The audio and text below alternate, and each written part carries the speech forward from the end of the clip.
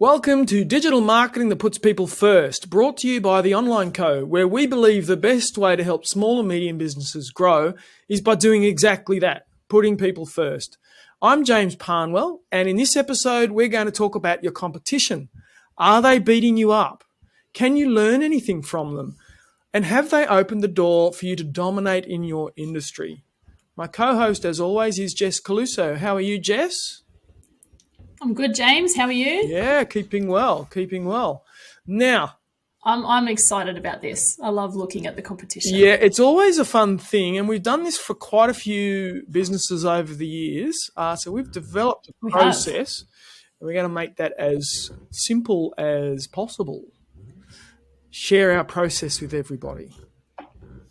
Okay, it is a good process. I think we should just get straight into it today. Let's not fluff about. Let's get into it. All right. So the first question I've got for you, James, is how do you actually find your competition? Yeah, good question. Now, when we talk to clients, they will generally know two or three. For whatever reason, they know some of them. So they're either in the same area as them, or clients come to them, mention their name, seen their advertising, whatever. So that might be two or three of them. Yeah. So that's a good place to start. The next thing let's list those two or three down. That's right. The next thing to do is actually use Google. Now, Google has been developing this algorithm over the last 20 odd years with over 300 factors that knows who's got the best content, the most relevant content, who has the highest reputation, and thirdly and most importantly, where are people going on the internet? Yes. So if a competitor of yours is ranking on the front page, that's a very good indicator that they're a strong competitor.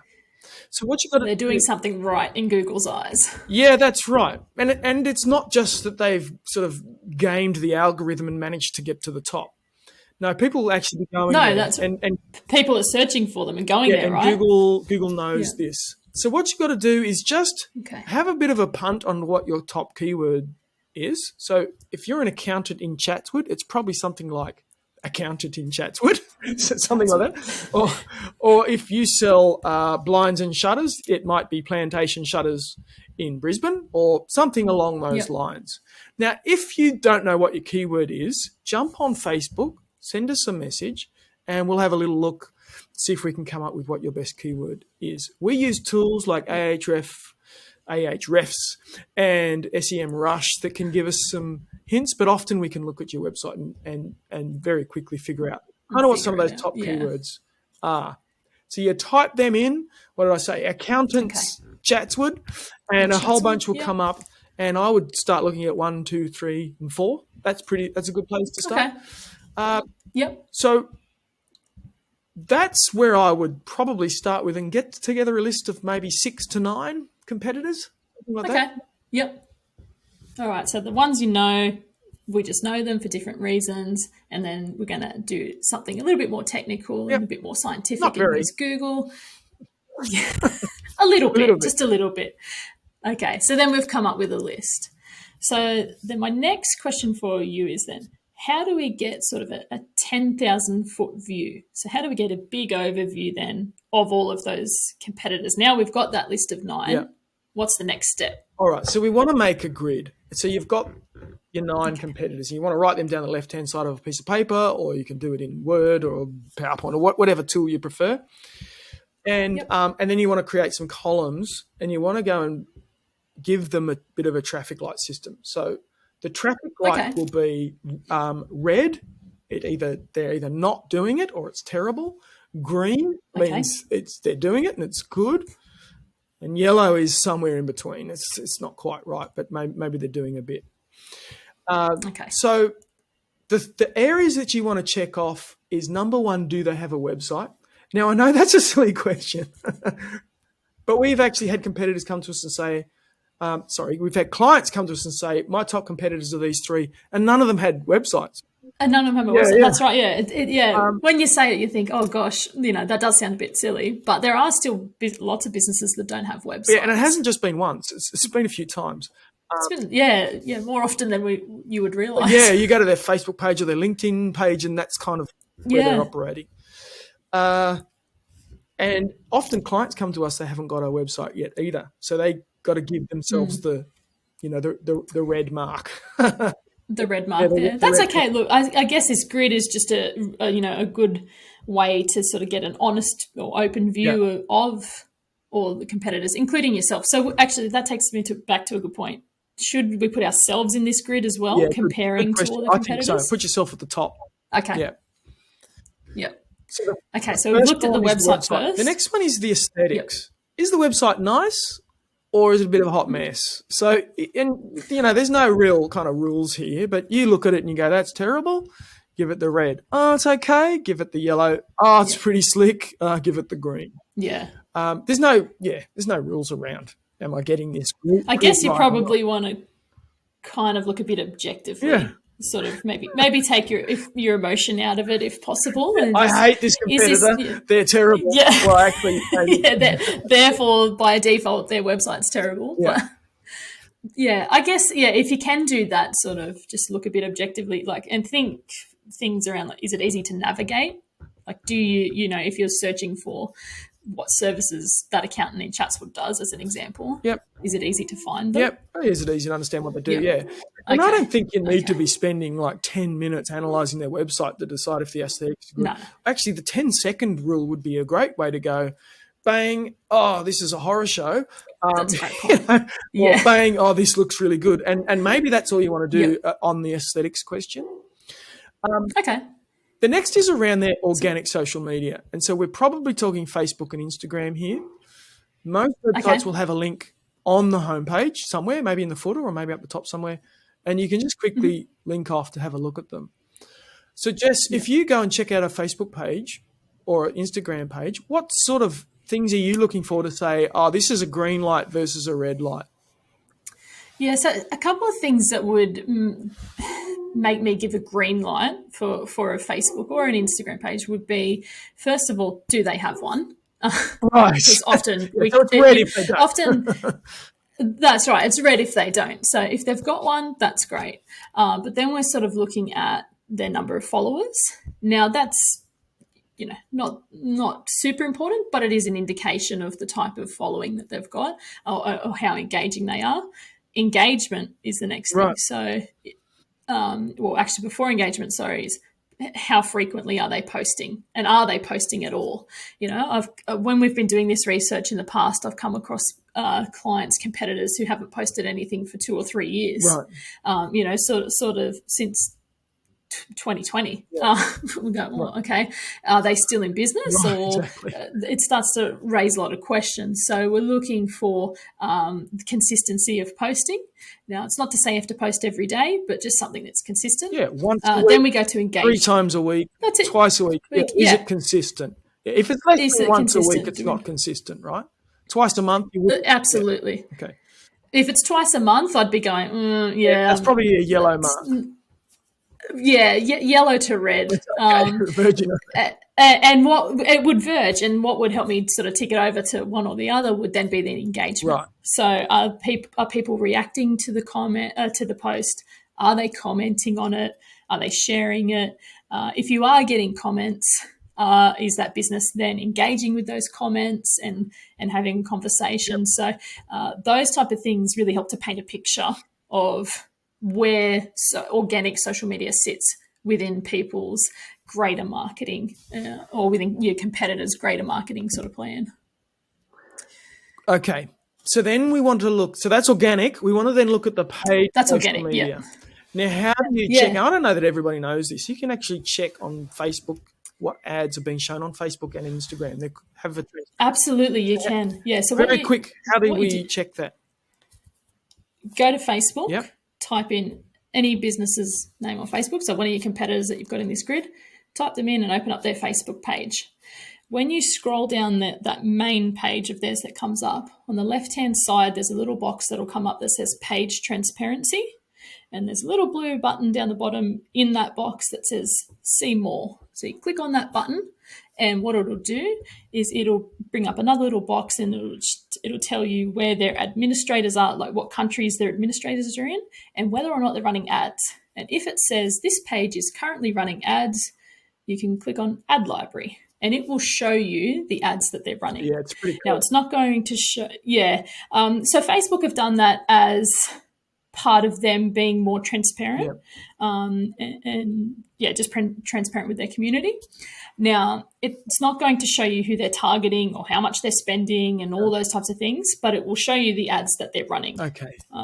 Now, if you're in your competitor's target market, you would get those ads targeted towards you anyway. So, yes, you're not seeing anything sort of behind the back door or getting super insights, but you are seeing what ads your competitors are running. And you can tell whether it's on Facebook, Instagram, the Audience Network, and Messenger, and those, you can see which platforms they're running. Okay, so they they're a green if they've got ads, they're a red if they don't. There's no yellow for this. Pretty much. Sometimes we give a yellow. You can sometimes have a look at what landing pages they're going to, and if somebody had an ad that was just driving their target market to a home page, as an example, and it was the landing page was disjointed from the ad, we might give a yellow and sort of say, "Oh, thumbs up for trying," okay. But you haven't quite executed it too well. Right. That's there. But yeah, generally it's kind of green they're running ads, red they're not running ads. Okay. Yeah. So then we want to have a look at their LinkedIn, and so we can have a look at their company's LinkedIn and possibly the CEO, managing director, business owner, their personal profile as well. And so we want to look at are they posting there? Are they getting engagement? It's quite similar to the sort of Facebook, Instagram, the organic social media column, but we create a separate column for LinkedIn because specifically for B2B, LinkedIn's specifically useful, so we just want to separate that one out. You could also segment it, like if you did want to just look at the business's page, like their LinkedIn page, rather than an individual. But you could do. We generally don't. We just bundle that in. Yeah, because again, we're looking for 10,000 foot view here. We're looking for details. We're aiming for an outcome that says what's the industry like, and how can I look at one page to go bang, these are the winners and these are the losers. Hopefully you're not one of the losers. So the next one is SEO. Now, so what would you do there, James? Yeah, so I'm going to give you the very simple one and then a slightly more technical one. The first thing is that top keyword we're talking about, accountants in Chatswood. If they're ranking on the front page, they're almost certainly doing SEO. Yeah. Safe to assume that, right? Now, you can leave it at that. If they're not ranking on the front page for that keyword or others that are similar, you'll have a sense of what they are for your business. Then they might get the red. And if they are, they might get the green. Now, you can go a bit deeper and you can look at the way the meta titles are structured and if they've got keywords in there, if they're too long or too short. You can look at the meta descriptions and you can see whether they've been written carefully or whether it looks like Google's just pulled a piece of text and hoped for the best. That's the next layer down. Now, the layer down below that is to get Ahrefs, SEMrush, a crawl tool. So get some sort of software. Yeah, and then you start doing really in-depth stuff. I think for the sake of this podcast, that might be a bit complicated for the average business owner. And if that's probably it's probably a little bit deeper than a little bit more than our 10,000 foot view as well, I suppose. Exactly. So you can decide to go deeper if you choose, but I'd probably leave it there. Okay. So the next column is Google Ads. This is a complicated one to test because Google Ads is not transparent the way Facebook is. They don't tell you. No. So you got to type in those ads. You got to type in the keyword and you got to see who's showing ads and who's not. So you'd basically just got to come up with a few different keywords which you think your competitors might be running ads for, and see if there are ads or not. Now, SEMrush has a tool that allows you to see paid. It's wildly inaccurate, but if it says they're paying for things, then you can be confident that they are, but don't trust the numbers. Obviously, we can use SEMrush to check the campaigns that we're running, see have they got it right or not. And so at times we've done it and it's been bang on, but 9 times out of 10, it's so inaccurate. So it gives us yes, we're doing ads. No, we're not doing ads. But otherwise, It's not. Sort of take it with a grain of salt. Exactly.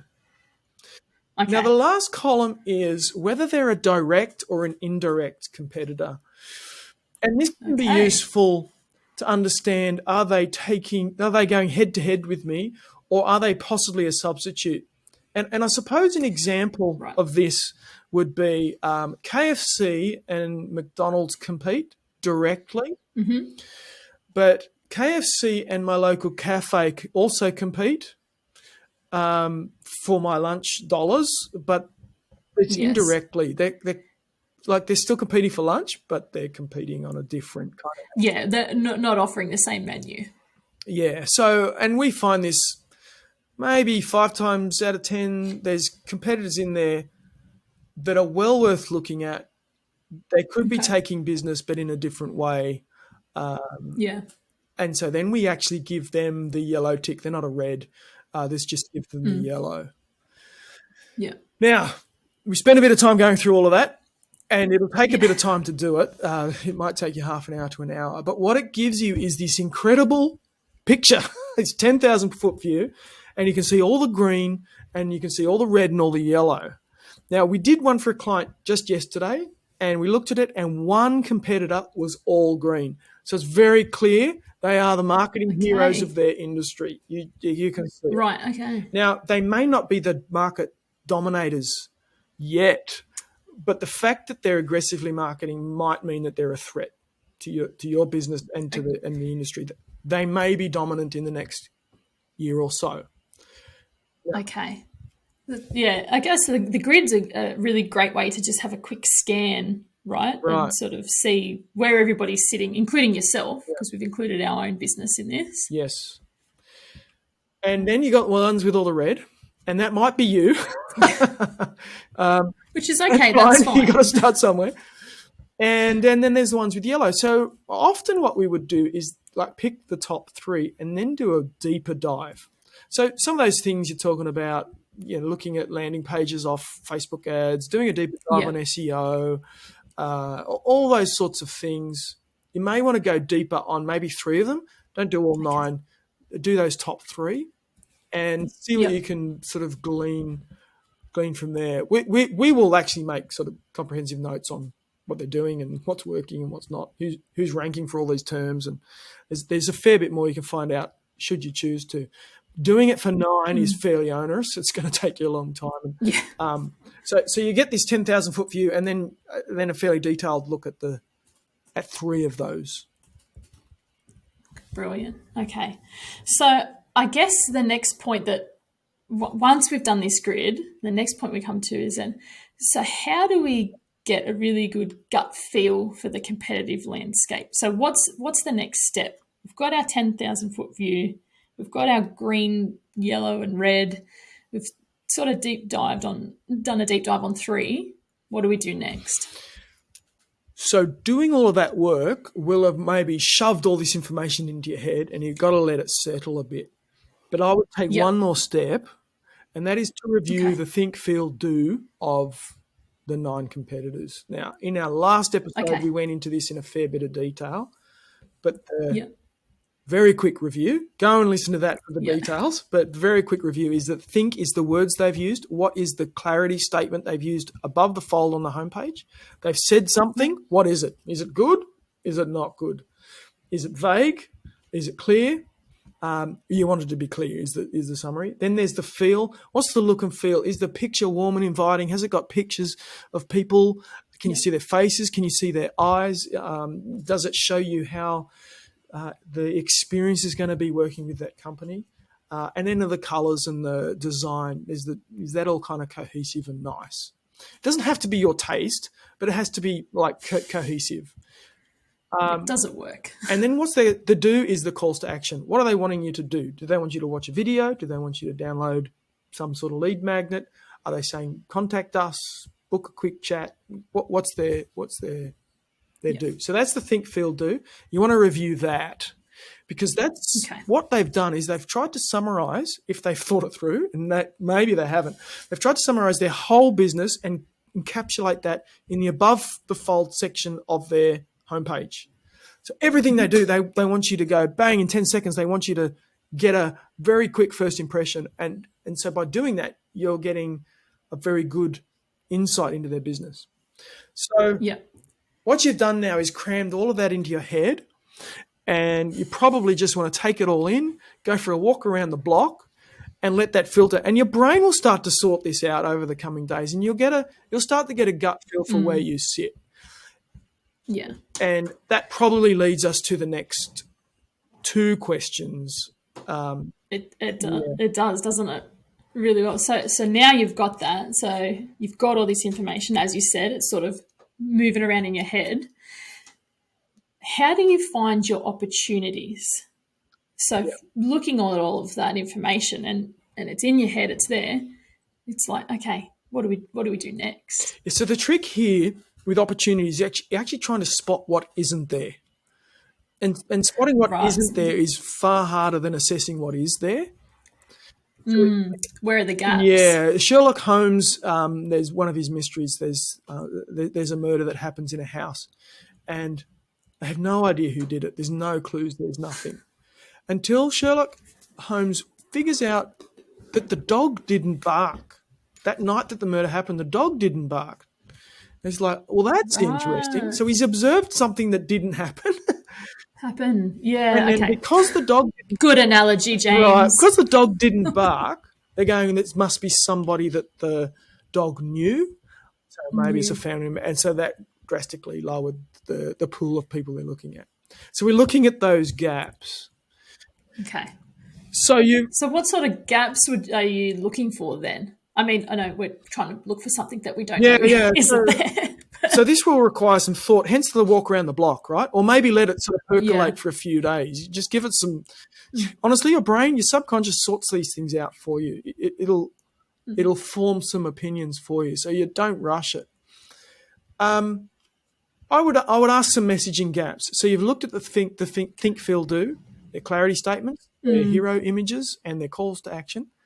What isn't being said that should? They might be pushing something. They might be pushing outcome or price, and what is it that you're promoting yourself on that's different? Something that's different. Yeah, or something missing there. What's not being said? Promoting on values is always one that's interesting to me. Instead of talking about price, convenience, and quality, they're kind of the three major things. What if you talked about values? We're a values-based business. So you're just changing the narrative. And so that could be a gap. That's an example. Absolutely. But you're going to have to use your own entrepreneurial intuition and creativity to spot what that will be. What that is, yeah, absolutely.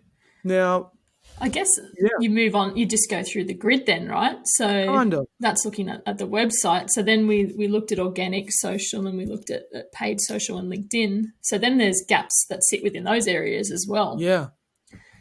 So we might, like in terms of social, you might be looking for gaps, like who's posting, who's not posting. Yep.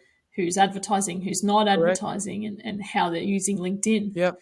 Are they active on LinkedIn? Are they not? Exactly. There's sort of those gaps there. With SEO, what are the gaps that we'd be trying to look for or identify there? Right. So sometimes in the search results, there's a bit of a hodgepodge.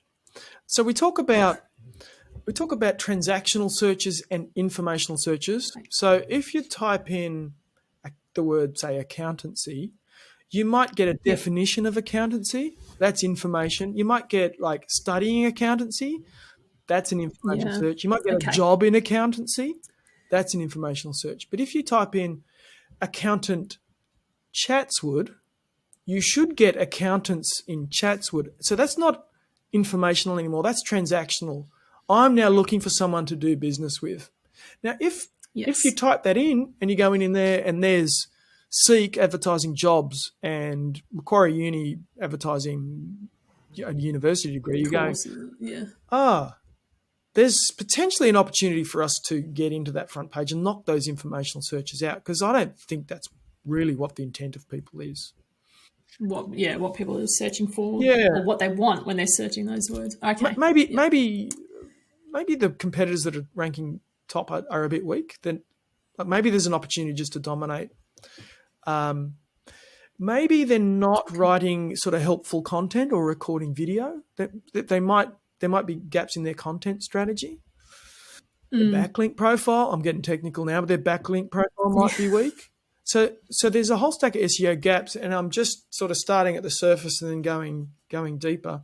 You can do crawls of people's website and see just the massive mess that it's in. So Google's looking at it, seeing it an absolute nightmare. So you might present to Google a very clean site with no broken images, broken pages. Everything's good. So there's some SEO gaps. The next one to do with search is Google Ads gaps, and I guess our experience around Google Ads is that for the right business, it's an incredible lead generation tool, and for the wrong business, it's an incredible waste of money. So really, you want to do a bit of research in Google Ads. The Google Ads keyword tool allows you to do projections, so you can go in and do that and then see, is that an opportunity? If no one's in there, maybe there's an opportunity. Or maybe no one's in there because it doesn't work and they've tried it before. There might be a reason. There might be a reason, yeah. But I mean, every niche is going to be different. Now, following from those, we've gone through the grid, is then to kind of throw the doors open and go, well, what else? Yeah. Is there an email marketing opportunity or an automation? Is there a video opportunity? And video can encompass YouTube, but obviously video on the website, but then there's TikTok. There's a number of ways video can be used. What about lead magnets? What about chatbots? Should we be on Snapchat? And then on and on and on it goes. There's all sorts of weird and wonderful things you can do that, and often lots of them are nonsense, but there might be that one piece of gold that's worth doing for you. And again, that'll be unique to your business. So when you might see like your competitors, perhaps they are doing some video as an example, or perhaps they have a pop-up on their website to sign up to join their email database. And that might be one of those things that sort of sparks some thought, or just something you note down that you go, oh, okay, that's just something different that competitor's doing. Yeah. And you just note it down, and then you look at, okay, how are they using that, and what opportunity does that present for you? Yeah. I think we've seen that with lots of clients. There's been different opportunities that have come up. So some for podcasting, some for chatbots, some for different videos, all sorts of things. That's actually like the opportunities part of this whole competitor analysis is actually the most exciting part. Yes. Once you've got all this information. What's the future look like? Where should I be investing my time and my money in future? Yeah. Absolutely. You've got all this information looking at what you're doing and what your competitors are doing, and then you're like, oh, what can we do next? Yeah. I guess with opportunities though, the other side to that is threats. Yeah. And so how do we identify threats? Yeah, right. So if you've got a kind of A-game marketer in your industry, they're potentially right out in the lead, and maybe they're dominating SEO, and so you're going to have to knock them off the perch, and that's going to take effort. Maybe they got massive followers and massive engagement, or maybe they just got better followers and better engagement than you. That could be a threat. A different threat is kind of, am I saying the same thing as everybody else? And that's a great point. Classic we see in an industry is everybody's kind of saying the same things the same way. The same thing, yeah. And I love Mike Michalowicz's quote that better isn't better, different is better. It's like, my real estate agents. Oh, we'll get a better price for you. No, we'll get a better price for you. Hang on, we'll get a better price. It's like, really? Okay, how can we differentiate by being different? So that's it. Yeah. How can we be different to be better? Yeah. Different is better. So that's a real threat. Am I just beige potato? Well, that's everyone's just beige, vanilla, all the same then, right? And it's that is a threat, because the threat is you're just going to get missed and washed over. You're just noise. Yeah, you're just noise. Yeah, absolutely. Another one is when we look at that think, feel, do some of them have stronger messaging than yours? Is their clarity statement stronger? Is their hero image stronger? Is their call to action stronger? Yeah. That's a I threat. think actually in our last episode when you were talking about that clarity statement, you had a great tip, and I'll just touch on it quickly here, is to actually get people that you know to have a look at your clarity Right. statement. Yeah. And to just be really honest with you and say, when you look at my website and the clarity statement, can you tell me quickly what it is we do? Like, can you explain it to me? That's a really good way. And if people could just be really honest with you, Right. that's a really good way to know. Yeah, you got to convince your next door neighbour. Don't be nice. Just tell me what you see. Yeah, you're not helping. You'll know if you've got a strong message or not. Yeah. Then. Yeah. So then your calls to action. Have you got the right calls to action? Okay. Yep. Yeah, videos. Should you be using video? If you sell something complex, how can you use video to make that complex thing simple? Okay. Reduce the confusion. Okay. I mean, maybe other people are doing that. They're making things very simple, and maybe you're vague, maybe you're poetic, maybe you're funny, maybe you're quirky, but you're not very clear, and that might be hurting you. So there's some thoughts. Obviously, you go through the grid and you'll find some threats, but there's plenty to do. Now, at the end of that, you should have a really good sense of what your competitors are doing. But better than that, you have a list of opportunities of things you could be doing next. Yeah. Oh, that's brilliant. I hope our listeners go and start, if they haven't already done one. Yes. Go and recap all of that. So I guess that's a good point. Let's do a recap. So find your competition. So there's some that you already know, and then you can go back through Google and use some keywords to do some research through Google and get a list. So we're going to have a list of sort of 5 to 10 different competitors. And the next thing we want to do is get that 10,000 foot view. So we'll create a grid and have our traffic light system and analyze their website, their social media, their SEO, their Google ads. Then we're going to get a gut feel of the landscape. And once we've got that gut feel of the landscape, it's going to help us identify the opportunities and the threats. Yeah. And then you're going to be ready to take on the world with your marketing. Yeah. So I hope we've given you enough ammunition to do some damage on this one. But obviously this is a part of our playbook that we do week in, week out for our clients. And if you say, hey, I'd rather get the professionals to do this than do it myself, we can do it for you. So you just jump on our website and book a quick chat. We'd love to chat with you and see if this is the right fit. Absolutely. Awesome. Well, thank you, everybody. This episode of... oh, no, I'm going to have to do that again because I've written it wrong. Well, thank you, everybody. This episode of Digital Marketing That Puts People First was brought to you by The Online Co. It's produced by Harry Parnwell. The music is by Harry Parnwell. You can find us at theonlineco.net. If this has been helpful for you, maybe it'll be helpful for some of your friends or your acquaintances, please feel free to share it, subscribe, and if you leave us a review, it definitely helps us. Take care, guys.